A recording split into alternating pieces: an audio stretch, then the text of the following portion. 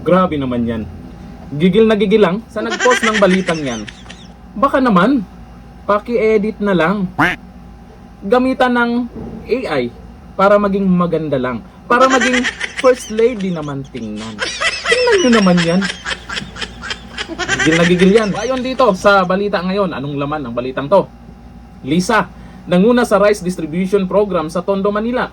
Pinangunahan ni First Lady Lisa Araneta Marcos ang pamamahagi ng bigas sa mga residente ng Tondo, Manila sa ilalim ng programang Mula sa Puso para sa Pamilya. Sa kanyang social media po, sinabi ni Lisa na bilang isang ina, nauunawaan niya ang kahalagaan ng pagkakaroon ng pagkain sa hapag at umaasa siyang makapagbibigay ng kaunting ginhawa at kapanatagan ang simpleng tulong sa mga pamilya. Bakit sa Tondo lang ba? Kaya ba niyang gawin yan sa ibang lugar kahit sa Visayas o Mindanao? Kaya ba niyang gawin yan na siya mismo magbubuhat ng bigas, ibibigay, gigil na gigil pa? Di ba? Nagpasalamat din ang First Lady kay Manila Mayor Isko Moreno Dumagoso at sa pagtulong upang maisagtuparan ang aktibidad. Nauna nang isinagawa ang pamamahagi ng Tondo bago ipinagpatuloy ang rice distribution drive sa iba't ibang lugar sa Metro Manila ayon sa Presidential Communications Office. Teka, mas may lugar na kailangan yan eh. May mga lugar na hindi pa napupuntahan, malamang yung nakaraan, yung sa Lindol. Lahat ba nabigyan na ba ng tulong? Yun yung mga nasa comment kasi, imbis na matuwa ang mga tao dahil dito sa magandang gawain din naman ng ating First Lady. Negative yung mga nag-comment eh. Tapos maraming tawang-tawa.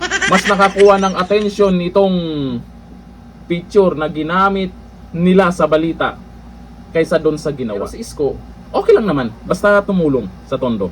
Iba-iba po kasi ang nagiging opinion po dito sa mga galawan ni Isko ngayon. Merong mga nadismaya, merong mga nagsasabing balimbing, at kung ano-ano man. Pero bandang huli, malalaman din po natin kung bakit niya ginawa yan.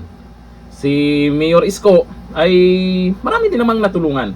Yun nga lang kasi habang tumatagal ngayon sa Manila, ay may mga negative na tayong naririnig tungkol sa kanya.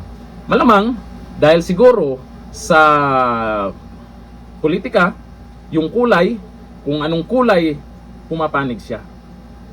Nakikita nyo naman. Pero may dahilan yan. O, ayun dito sa nagkomento sa balitang yan. Sabi ni Joel Chico, oy, ayusin naman kuha ng photo na i-post para naman magmukhang First Lady. Oo nga po eh, tingnan nyo naman yan, gigil na gigil yan. Sabi ni Ernesto Junior Swan, nasobrahan sa vitamin C. Tingnan nyo ha, sa balitang to ang napansin nila yung First Lady. Sabi ni Jacinto Reyes, bakit dyan sa Tondo wala naman dyan ang sakuna?